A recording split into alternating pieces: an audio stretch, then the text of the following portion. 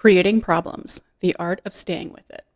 The moment you mark your paper, you've created a problem that needs resolving. Words from an art instructor I heard years ago still follow me. I know the anxiety of beginning a new project all too well, the unnerving void waiting to be filled with genius or a mad mess. Even when inspiration is there, making that first mark can feel daunting, because once you begin, you become responsible for what comes next. I'm surrounded by friends who pursue creative work alongside their full-time jobs. Composers, filmmakers, musicians, designers, artists, and I'm endlessly inspired by their commitment and energy.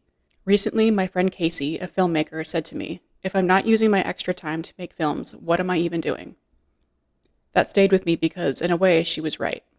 If you really want to build something meaningful, you have to decide what you're willing to do with the time you have, what you're willing to endure in the process, who or what the work is ultimately for. People often ask me what my process is for writing. First of all, my notes app is my best friend. I have hundreds of journal entries, memories, meditations, metaphors, poems, and ideas all living in their appropriately assigned folders. That's the resource pool. But how do my ideas form? If you've been following along, you know that my work is primarily autobiographical.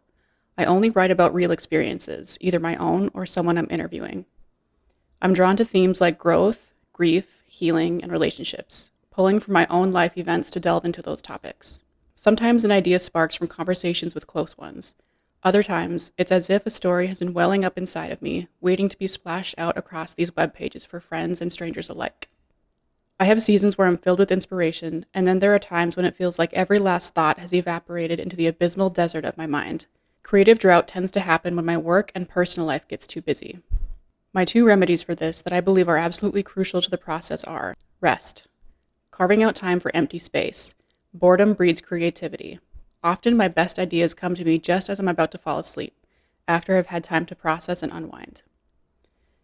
Seeking out novel experiences like a trip, hanging out with a new friend, or simply taking a different route on my walks. I know to follow an inkling when I receive more downloads related to that topic. That tells me there's something more for me to explore.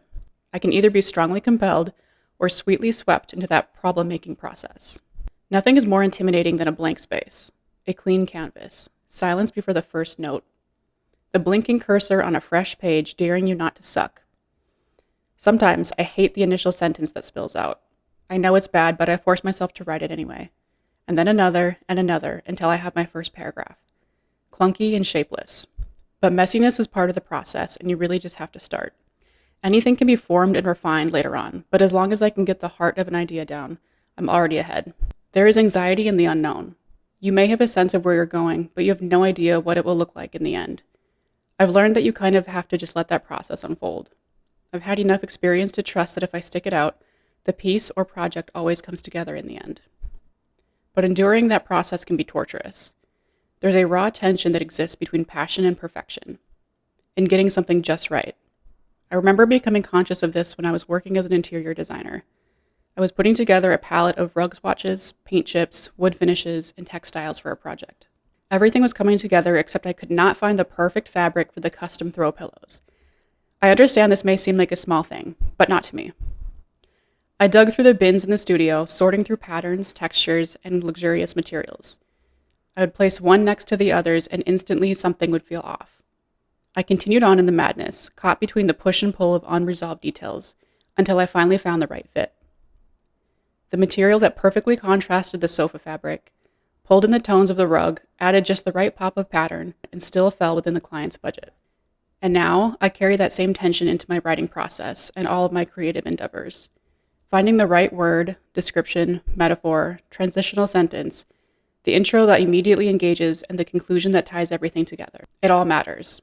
And I think that this tension, this kind of creative torture, is proof that it matters.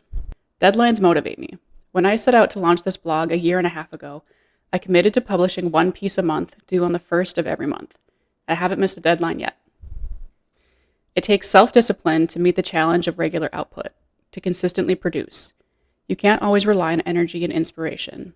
It's nice when it's there, but in order to create within the parameters you set for yourself, you have to work when you're tired, distracted, or have 100 other things going on. It's part of the commitment.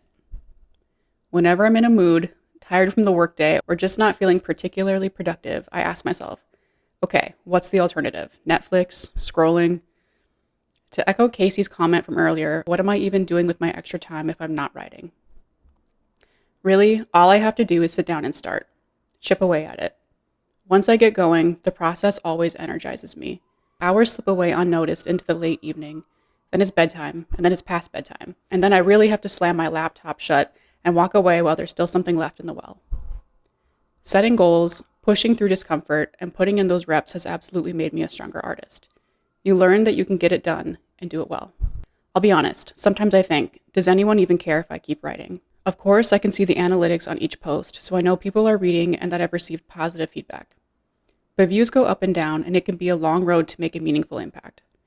Sometimes metrics can be discouraging, and it's easy to get caught up in the numbers or the timeline of progress.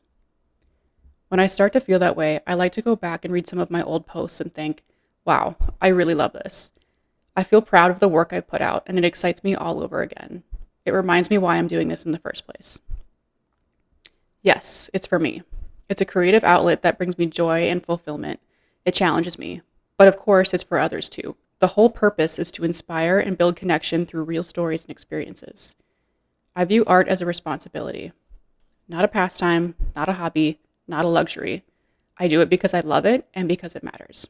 The world won't stop if I cease to write, but it's something meaningful that I feel I can contribute, whether it's to one person or 1 million. Not only that, but I feel misaligned with myself when I'm not creating. Writing was a dream that I laid down for a long time while moving through grief. Returning to it now feels like a sign of healing, proof that I was able to pull myself back together enough to have the energy to pursue it again. And I don't take that for granted. I think of it as a gift. Knowing when to walk away from a piece, to finally pronounce it finished, is an art in and of itself. It kind of tears at you, keeps pulling you back in. Another word adjustment, one last brush stroke, a note played differently, a final cut in the edit. I can only really describe it as a gut feeling. You just know when all the parts have finally come together to create something whole, like finding the perfect throw pillow fabric that somehow ties the entire room together.